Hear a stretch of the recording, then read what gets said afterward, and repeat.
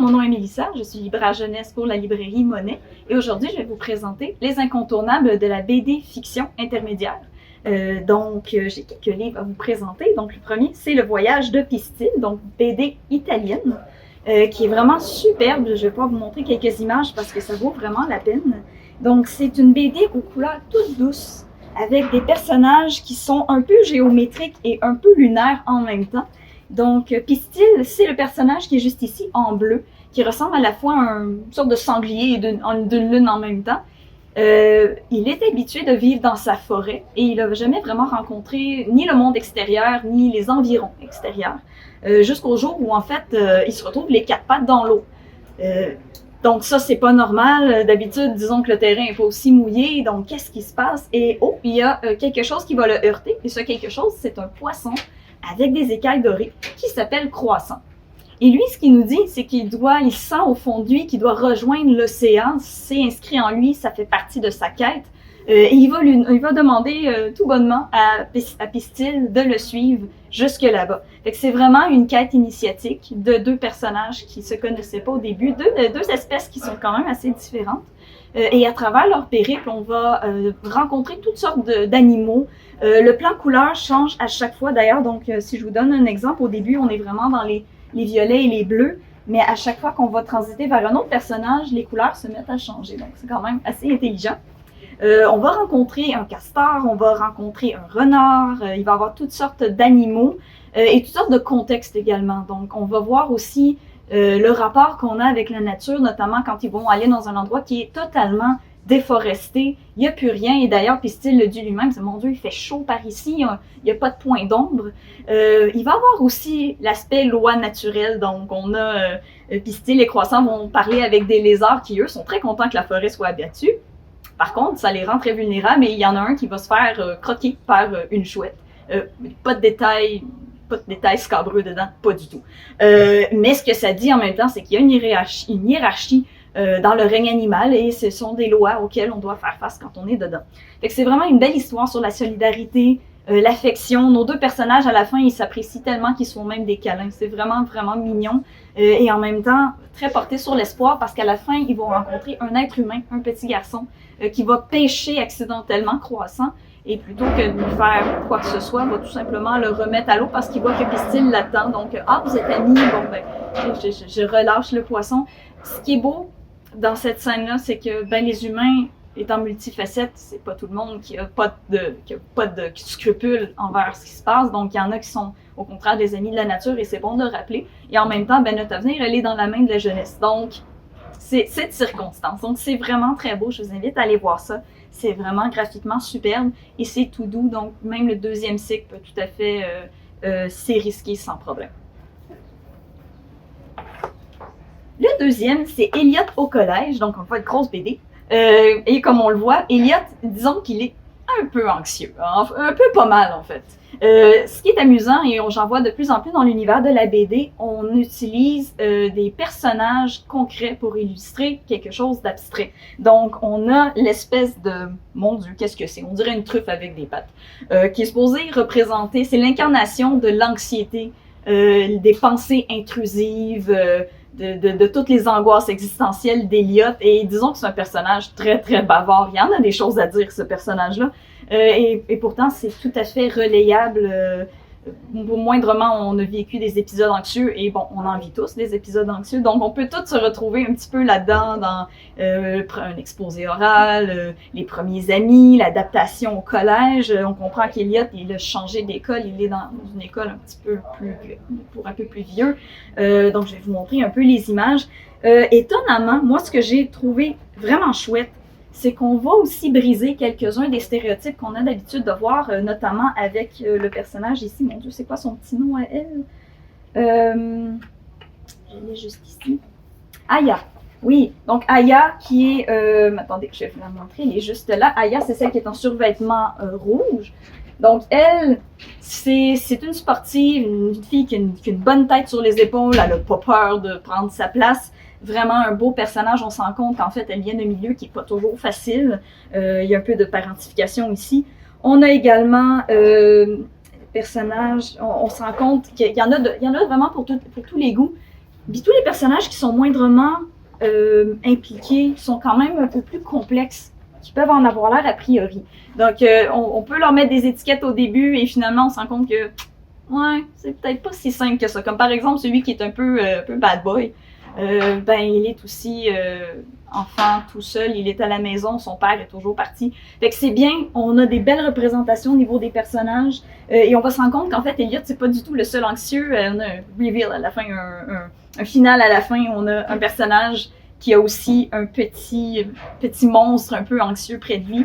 Donc, c'est drôle, c'est structuré souvent une histoire par page. Donc, on change, on alterne et souvent, ben, ça vient avec une petite blague à la fin. Fait que c'est vraiment chouette. Et l'auteur nous l'explique dès le début parce que c'est lui qui introduit la BD.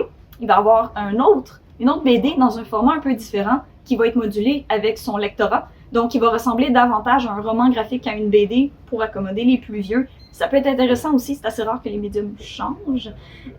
Donc, vraiment à voir, c'est vraiment du beau travail et en même temps, ça fait une superbe BD pour travailler l'empathie, comprendre un peu mieux c'est quoi l'anxiété et à quel point ça peut être limitatif et aussi intrusif. Burt rentre à la maison. C'est tellement cute, toute petite BD de la maison Pastèque. Donc, on a une BD en deux voix. On a la première qui est celle de Burt, donc un petit garçon qui est un oiseau. Et Burt nous explique avec tout le jargon qu'on connaît du science-fiction qui vient d'une autre planète. Et bon, il y avait un chronomorphe qui lui permettait, lui et ses parents, de pouvoir passer d'une galaxie à une autre. Et malheureusement, il est arrivé un accident et les chronomorphes ont cessé de fonctionner. Et voilà que Burt, il est tout seul sur la Terre et il doit s'accommoder à cet environnement-là. Ce qu'il va nous dire, évidemment, c'est qu'il cherche un moyen de retrouver sa planète et ses parents. Mais la deuxième histoire, c'est celle de Lydia.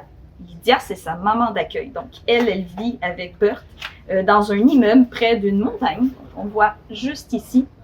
Et elle occupe les pages bleues sur votre droite. Et c'est elle aussi qui va prendre la parole. Donc, elle, plutôt que de le faire dans des cases, comme c'est le cas pour Burt, on le voit ici, les cases blanches, Lydia, elle occupe une page bleue. Donc, il y a moyen de voir qui parle. C'est assez facile à suivre. Et elle, tout bonnement, de dire ben, j'espère qu'il est bien. J'ose pas imaginer qu'est-ce qu'il a vécu. Ça doit pas être facile. J'espère que je fais bien les choses. J'espère qu'il a pas froid. Donc, c'est ce que je trouve remarquable d'un point de vue adulte, bien sûr. C'est la patience, l'empathie, la douceur, la réflexion que l'adulte se fait par rapport à Burt.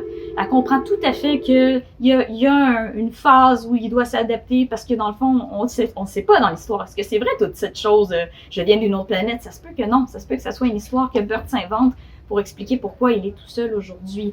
Donc, on le voit à la fin, le message reste ambigu. Donc, Lydia va le voir. Burt est allé sur une montagne pour tester son chronomorphe un peu bidouillé par lui-même. Et elle lui apporte une tuque. Donc, on le voit ici, juste là. Elle lui apporte une tuque. Puis elle est comme, ben, tu sais, il va avoir froid dans l'espace. Hein? Fait que je trouve ça mignon. Elle embarque un peu dans son histoire. Et elle lui demande, ben, qu'est-ce que t'en penses? En parlant de la tuque. Et finalement, lui, ce qu'il lui dit, c'est, ben, je pense que je suis prêt. Et il dit, je pense que je suis prêt à rentrer à la maison. Mais quelle maison? La sienne ou celle dans l'espace? Mais je trouve ça formidable comme fenêtre, jeu de mots avec la page couverture, de parler des enfants qui vivent dans des familles d'accueil et à quel point c'est quand même assez confrontant. C'est une perte de repère totale. Donc, vraiment très mignon, bien rendu. Ça se lit très facilement. Donc, allez voir. Gosse et les berges, le tome 1. Est une curiosité, appelons ça. Donc, on a, et ça a été créé par une sous-maison de Dupuis qui s'appelle Les Ondines. Et d'après ce que j'en ai vu, la plupart des BD qui sont dans cette maison-là sont des atypiques. Donc, c'est voulu, c'est un peu confrontant, mais en même temps, il y a de quoi aller travailler avec ça. Donc, Gosse nous amène dans une France quand même un peu plus vieille, au tournant du 19e, à peu près tournant du 19e, 20e. On le voit d'ailleurs au niveau du graphique. Du graphisme, c'est beaucoup plus vieux, c'est un style un petit peu vintage qui peut être un peu particulier au début, mais qu'on s'adapte assez bien, on peut suivre assez bien. Dans cette France-là, qu'est-ce qu'on a? On a deux terres qui sont séparées par une rivière, donc qui est le Rhône, dans le fond, le Rhône, excusez. et qui délimite la... Oh mon Dieu, c'est les noms, je n'ai pas l'habitude, je vais les chercher juste là. Donc voilà, c'est ça. Donc on a la Drôme d'un côté et on a l'Ardèche de l'autre. Voilà, c'est ça, Ardèche. Gosse, c'est apparemment le plus jeune de sa famille, une famille de paysans. Et à travers cette famille-là, on voit, il pousse des tonneaux de vin, il y a des péniches sur le Rhône, justement. C'est vraiment pas une époque qu'on a l'habitude de voir, donc on est vraiment dans un registre historique. Et on voit aussi qu'il y a des choses qui, mon Dieu, ne se feront plus aujourd'hui, croyez-moi, qui se faisaient à l'époque, et c'était tout à fait normal. Donc, dans un premier temps, on voit que Gosse, ben, c'est un petit garçon assez gentil, en fait, qui va rencontrer un autre garçon de l'autre côté, qui est sur la presqu'île des Ardèches, et qui s'appelle Teigne, le diminutif de châtaigne, dans le fond, qui est une sorte d'enfant à moitié sauvage avec son papa. On comprend qu'il se définit lui-même comme un paria. Ils sont pas dans la société. Il y a d'ailleurs une façon de communiquer qui est vraiment très, très agressive, disons-le comme ça. Et donc, les deux garçons vont se rencontrer. Ils vont sûrement être appelés plus tard à se revoir, assurément. Et c'est ce qui est intéressant, c'est de voir justement, ben, c'est qui ces drôles de personnes-là qui vivent en marge de la société, avec les conditions qu'on leur voit, d'où vient un peu cette agressivité-là également. Et on se rend compte un petit peu plus loin aussi que, à cause de l'affluent et à cause un peu du manque d'éducation, les gens ont tendance à se lancer la balle. Donc, à un moment donné, ils vont carrément se lancer des pierres. Il va y avoir une guerre entre les deux côtés. Donc, c'est très particulier, mais en même temps, ça se laisse savourer. Donc, je vous montre encore un peu les images. Il y a des particularités, notamment le papa de Teigne qui va aller il va dire, bon, ben, tu vas aller te vendre au marché, mais non, c'est quand même pas quelque chose qu'on ferait aujourd'hui. Donc, c'est un peu confrontant, mais en même temps, ça traduit bien une époque où les choses se faisaient quand même assez différemment. La nature, elle est abondante aussi, elle est assez riche. Donc, vraiment une drôle de bébite, mais qu'on se plaît à rencontrer, qui est quand même très bien rendue. D'un point de vue graphique, c'est un peu confrontant, mais d'un point de vue de l'histoire, c'est quand même vraiment bien monté. Et particularité également, le français, il est un peu d'époque. Donc, des fois, la tournure de phrase, elle est un peu curieuse, mais c'est normal, c'est voulu. Donc, à découvrir, assurément. Et d'ailleurs, le deuxième vient de la même maison d'édition, donc ça vient des Ondines également, et c'est celui-là, je l'ai gardé pour la fin parce que c'est mon préféré de ce mois-ci, l'incroyable Mademoiselle Bang. Donc, j'adore le fait que son nom est une onomatopée, c'est génial. C'est joyeux, c'est pétillant, c'est coloré, c'est tellement drôle. On a une jeune fille dans une Chine médiévale, peut-être Chine-Corée, c'est pas tout à fait sûr. Et dans le fond, elle est née de parents, de très vieux parents. Elle est née tardivement. Et un peu dans les festivités du moment, la domestique, Madame Zhu, a entendu « Ah, ben, vous utilisez le masculin, donc c'est un garçon, ben parfait. » Et là, elle se met à broder et à tricoter de manière complètement abusive. Et elle a fait une garde-robe de 0 à 50 ans pour le futur enfant à naître, mais cet enfant, c'est une fille. Donc, Mademoiselle Bang, d'où le nom. Et Mademoiselle Bang, elle est pas tout à fait conforme. Et j'adore ce genre de personnage-là. Donc, elle adore ses vêtements de garçon. Donc, les parents, bon, elle peut les garder, ses vêtements de garçon. Et lorsque le papa l'amène dans le village pour aller voir les différents stands, ben, il y a des pinceaux, on va s'approcher. Et Mademoiselle Bang prend un pinceau, elle l'adore. On va lui enseigner la calligraphie. Mais c'est quelque chose qu'on n'enseignait pas aux filles à l'époque. Et enfin, on se rend compte que plus elle avance dans l'âge et plus ce qu'elle fait est assez typiquement masculin dans un sens, donc pour l'époque, bien sûr, il faut comprendre. Donc, Mademoiselle Bang va perdre ses parents et finalement, bon, elle est un peu tannée de se faire dire par Madame Zhu que non, vous êtes une mademoiselle. Elle dit non, moi je suis Monsieur Bang et là j'en ai plein d'eau, je m'en vais, je quitte la maison. Et même pas 10 minutes après, elle voit un cortège d'hommes qui partent pour la capitale pour devenir haut fonctionnaire. Et elle, comme elle a une adresse à la plume, se dit, ben, pourquoi pas, ça pourrait être intéressant. Elle passe le concours haut la main, première de classe. On voit un peu le côté, c'est très humoristique en même temps, mais en même temps, tant mieux, parce que c'est un personnage qui a beaucoup de qualités et ça, faut pas lui enlever. Donc, c'est une BD d'aventure, beaucoup. Je peux vous montrer un petit peu les dessins, c'est vraiment très propre, c'est du beau travail, les couleurs sont chouettes, il y a plein d'actions. On voit vraiment très bien les références culturelles également. Il y a plein de personnages intéressants aussi. Donc, notre Madame Bang va vraiment gagner à se faire connaître. Elle a une noblesse d'esprit, elle a une droiture, elle a un sentiment de justice. Bref, c'est la femme parfaite, coudonc. Et elle va gagner des titres à n'en plus finir, va passer de haut fonctionnaire à général et ensuite elle se fait dire qu'elle va devenir supra-générale. On voit un peu l'hyperbole ici. Fait que c'est vraiment savoureux. Elle va même se trouver une femme qui l'accepte pour ce qu'elle est. Il va y avoir un petit secret de partager ici. Ils vont même trouver un bébé par hasard. Pourquoi pas? Deviennent une famille. Il va même se faire donner une épée de légende et dedans, il y a un dragon. D'où le dragon, et on se rend compte que le dragon, en fait, c'est le narrateur. Fait que c'est foisonnant de détails. Ça fait vraiment beaucoup de bien de voir quelque chose d'un petit peu différent de ce qui se fait aujourd'hui. Et ce qui est intéressant, c'est que c'est inspiré d'un roman anonyme qui a été écrit au tournant du 19e siècle en Corée.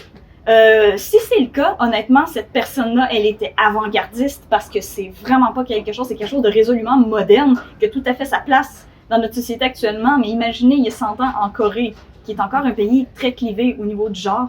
Donc, vraiment, ça savoure tout ça, c'est vraiment du bonbon. Je vous invite à aller regarder ça absolument. Convient tout à fait pour le deuxième et le troisième cycle. C'est sûr que le troisième cycle va peut-être mieux comprendre les tenants, le deuxième degré, si vous voulez, parce qu'il y en a. Et c'est un formidable personnage, Mademoiselle Bang avec sa petite famille. C'est vraiment, vraiment très beau. Donc, ça conclut pour moi. Donc, je vous invite à nous suivre toujours pour le prochain mois. Donc, la prochaine, ça va être pour la capsule du mois de mai. Donc, ça clôture pour la capsule du mois d'avril 2023. Je vous souhaite une bonne journée et on se revoit le mois prochain.